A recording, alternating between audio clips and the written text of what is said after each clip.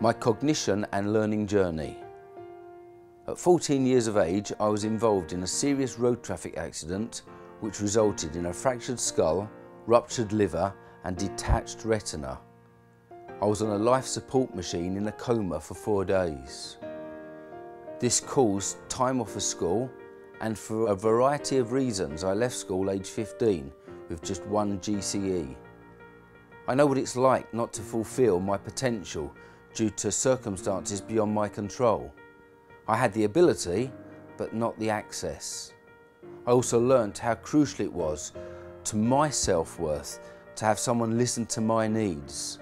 As I recall, it was one nurse who treated me as a whole person, being a teenage lad, rather than as a male with a series of serious medical issues. Also at 15 years of age, my parents fostered a baby with Down syndrome called Tiana. Tiana had been neglected by her parents from birth, with her only activity being to put her clenched fist into the air to focus on. She had had no learning stimulation from birth. As her brother, I learnt to use a range of communication techniques to be in relationship with Tiana. Whilst she made significant progress with us, her new family, she sadly died at the age of 19 months. This had a major impact on me, and I determined that I would spend my life primarily embracing the most vulnerable and needy in our world. This led to voluntary work at Beda House, a day centre provision for children with special educational needs, mental and physical impairment, when I was 16 years of age. At 17 years of age, I applied to undertake enrolled nurse mental handicap training, and having been successful at an entrance test and interview, I commenced my mental handicap training at South Ockendon Hospital, aged 18. Two significant events during my time at South Ockendon were, firstly, when I met Sean, a young man with severe physical and mental health needs. I was told that he would and could never do anything. However, I spent a lot of time sitting, talking to and holding Sean's hand. And whenever I went onto duty, he would recognise me from across the large room, and he would make verbal noises to get my attention straight away. Secondly was when I went to an ESN school, as they were then called. Being specifically involved with children who had a cognition and learning need led me to feel that such work would be a major part of my life. At the age of 23 years, I moved into registered general nurse training, and upon qualification was a staff nurse within paediatrics. Part of my nursing care involved ensuring that the children had their cognition and learning needs met whilst they were inpatients, specifically to encourage them to engage with the hospital teacher. At this time, I invested heavily in listening to and trying to provide for the holistic care and needs of the child. As a committed Christian, I had been working voluntarily in youth leadership and ministry in my church over the past 10 years. Aged 28, I moved from nursing to ordained church ministry within the Salvation Army. I was commissioned as a messenger of hope. As a church minister, my youth work continued with the local community involving schools work. I also continued to reach out to some of society's most vulnerable, such as the homeless, drug users and the elderly. I was not simply a preacher, my role and remit being very much that of a pastor and a teacher. A fellow Christian that I had great respect for had a vision of me as 3 pieces of string. The unexpected end of my first marriage, aged 33, led to an initial return to nursing. I moved into nursing home and respite care centre work within a variety of settings, putting in place policy and procedure, being a registered name with local government social services.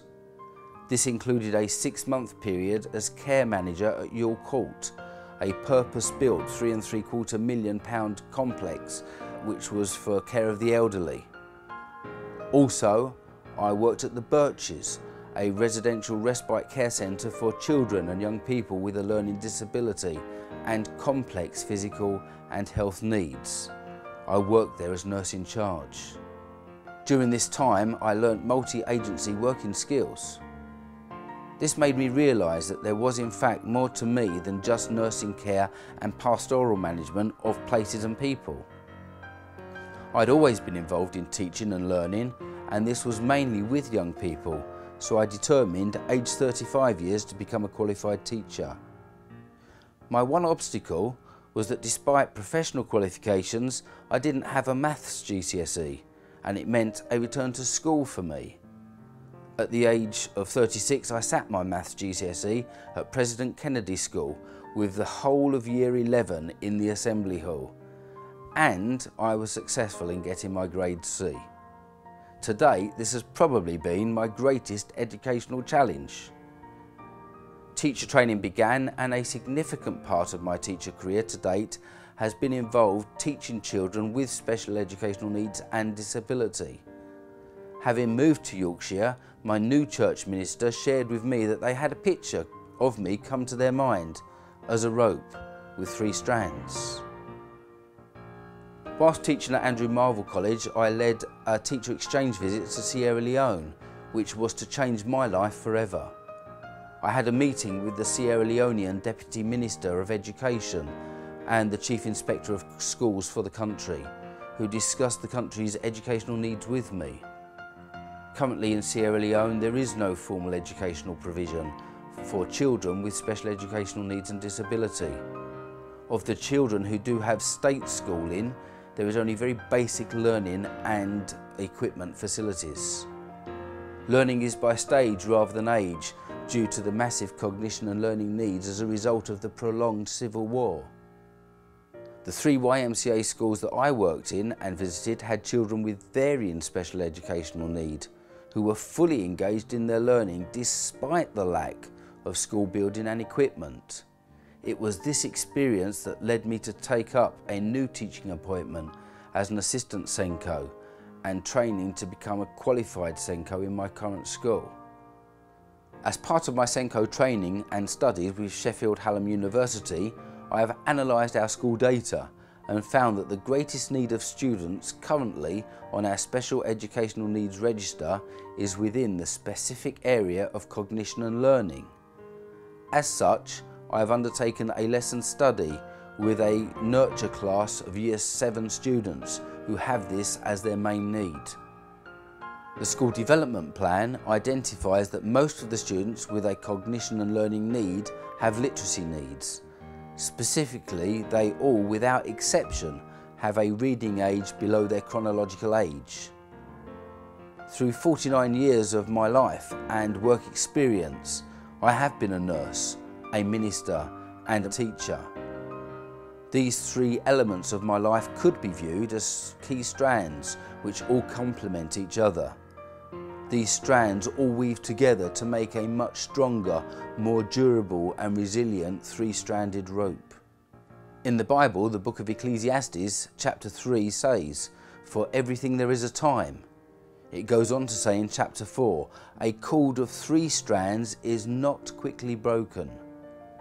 One might say that God has set out my life and has been preparing me to be at this point right now. This is who I am today. However, there are some gaps in my knowledge base. Through my training, I have made progress in learning about the SENDCOP regulations and the need to update myself with the 1st of April 2015 requirements. I am learning fast how to utilise my skills and come into relationship with a range of multi-agency partners. I am auditing systems and strategies within my school to map them into a coherent provision map with clear pathways in, through and out of that provision. I'm also finding gaps within that provision and inconsistencies in its use that are being addressed. I have to admit that challenging the old ways has been difficult at times, but I feel I have started to make significant impact. However, I am still on a huge learning curve. Now that special educational needs has been incorporated into the school 3-year development plan, I am ready to embark on the priority of improving reading ages. Whilst this is a 3-year development, the action for the summer term is for me to run a pilot to investigate the best way forward to increase the reading ages of the Year 7 nurture class, made up mostly of students with cognition and learning needs, bringing them more in line with their chronological age. This is my cognition and learning journey.